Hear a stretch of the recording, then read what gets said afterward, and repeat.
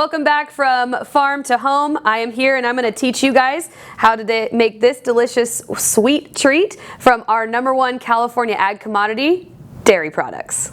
So we're going to make ice cream in a bag, and you can do lots of different things with this. So the first thing I'm going to do is walk you through all the necessary materials that you need. I will be providing you with a recipe of how to make this plus all the ingredients so you can follow it very simply. So don't feel like you need to write it down because it'll be provided for you. So a couple things that you guys need are ice cream salt. So I should probably mention that all of these products that I use to make this ice cream can make quite a bit of ice cream, and it was under $10 for me to purchase all of these things. Anything you could have is from like Walmart or Target, grocery store, Smart and Final, wherever you go. This you typically find in the cooking aisle. It's rock salt or ice cream salt. And so the reason we use this is because it actually helps to freeze the ice cream. So it transfers the cold temperature from the ice and it's going to move it into the liquid milk, which we're going to use. So we have rock salt that you're going to use. We also have whole milk. Because why would you want fat-free ice cream? You could use it, but I tend to use whole milk because I do think it works a little bit better and it just makes it a whole lot creamier. So I have whole milk, vitamin D milk, and then I have half and half. So half and half is half fat and half whey, which means that it's basically half of the fatty portion of milk and half of the watery portion of milk. A lot of people use it in their coffee. Again, you can just get it in the grocery store in the dairy section. Then regular sugar, nothing special about it. Pure sugar cane, regular sugar, doesn't matter really what brand, but white purified sugar. And then I have some toppings here. I'll talk about those in a little bit. I have a large batch of ice that you can use. And I have a plastic bowl. You can use anything from like a glass pitcher to pour it in. Something with a pour spout works really well. And then I have my measuring cups. And the very last ingredient that I have is some vanilla. So I'm going to go ahead and get started. The first thing that I'm going to do is I'm going to measure out all the ingredients that are going to go into the ice cream bag. So the other thing I should have mentioned is that I have 2 Ziploc bags. One's a gallon size and the other one is a quart size. The quart size bag is where your ice cream is going to go, so I'm going to use that one first.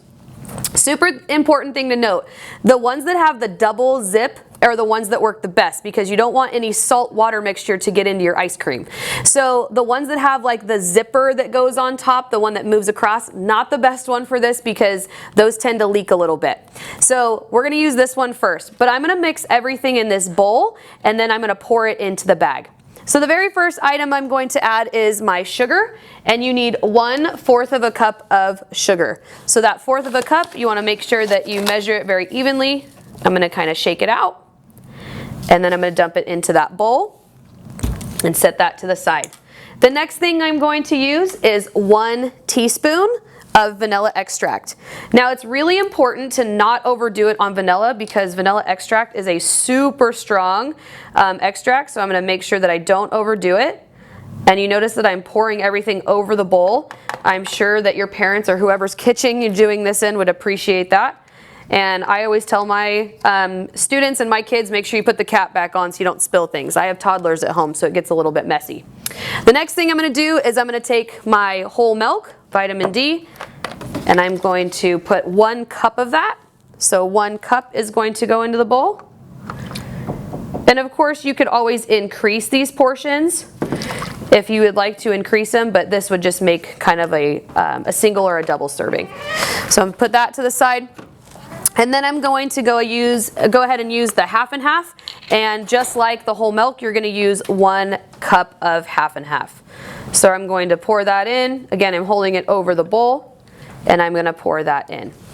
Okay, so that is my ice cream ingredients. Again, I just have sugar, vanilla extract, whole milk, and half and half. That's all you need in there. So I'm going to take my little spoon here that I used for my vanilla, and I'm just going to mix it up a little bit, because all of this is going to go into that quart size bag.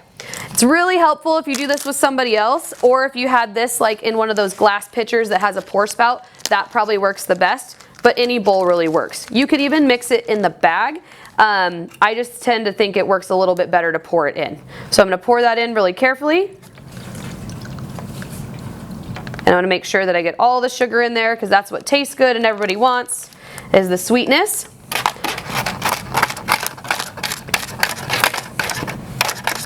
Okay, so I'm going to pour that all into this bag, and I'm going to seal it really tightly. So really important piece of this is I'm going to seal it about all the way, and then I'm going to just kind of squish it down to get as much air out of it as possible. So once I get all the air out, then I'm going to go ahead and squish that so it's closed, and really double check that it's closed. That's really important. Okay, so it looks like I have most of my air out. That's my ice cream mixture. If you want to go ahead and give it a little shake, it will drip a little bit if there's any just left in the zipper. So I'm going to shake it a little bit just to kind of get it mixed up.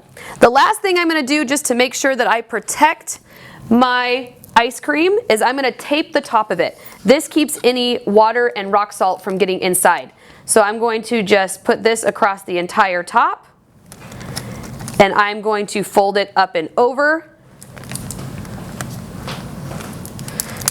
And I'm going to close it down so that I don't get any rock salt in there. If you want to, you can go ahead and do it twice, just to really make sure that you don't get anything in there. Okay, so now my ice cream is ready to go, and I am going to put that in my larger bag. So in my larger bag, my gallon size bag, I'm going to put that down inside, right inside there. And now I'm going to add the rock salt. And I need a cup of rock salt. So again, I'm going to take my cup, and I have some rock salt already measured out in a bowl here. So I'm going to take 1 cup of rock salt. I'm going to put that in my large gallon size bag, dump that in. And then I'm also going to take about 5 to 6 cups of ice. And I would say these are heaping cups. So it's really important. You can't overdo it on the ice, but it's really important that you have 1 cup of rock salt. So I'm going to do 1, 2, 3, 4, and 5. That looks pretty good.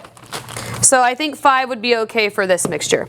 The very last thing that I'm going to do is I'm going to add just a little bit of water. And so I'm going to grab my container of water here. So the water helps to actually break down a little bit of the rock salt and the ice, and it helps in the freezing process just to speed it up. So you want 3/4 of a cup of water. So I'm going to pour that water in. So 1, 2/4, or 1/2, and 3/4. All right, so now I have all my ingredients together here. Everything is mixed up. The last thing I need to do is seal the bag. So again, I'm going to go about all the way over, kind of squish that bag down, and then I'm going to seal it. Now, a lot of people will tell you so many different ways to do this. I'm going to show you the easiest way to do it and the fastest way. So a lot of people will say like shake, shake, shake, and I've always ended up with water all over my floor when I've ever done this with students. So the easiest way is to actually grab corner by corner and flip. You want to do this from anywhere from about 5 to 10 minutes, and in 5 to 10 minutes, you will have some ice cream. It's been about 5 to 10 minutes. The longer you roll the ice cream, the more firm it will get. I will say that it ends up coming out about like the consistency of soft serve ice cream. So if you were to go to like McDonald's and get soft serve, it's about like that. Now I will say that the longer you roll your ice cream, the more firm it will get. So right now it's a pretty solid consistency. So I'm going to be really careful taking this bag out, because I don't want any salt again to get into my ice cream, because that wouldn't taste very good. And you can see now that it's more of a firm texture. There's some ice falling off there, but there is much more of a firm texture versus the liquid that you saw before. And so this ice cream, if you were to put it in the freezer, it would be really, really rock solid.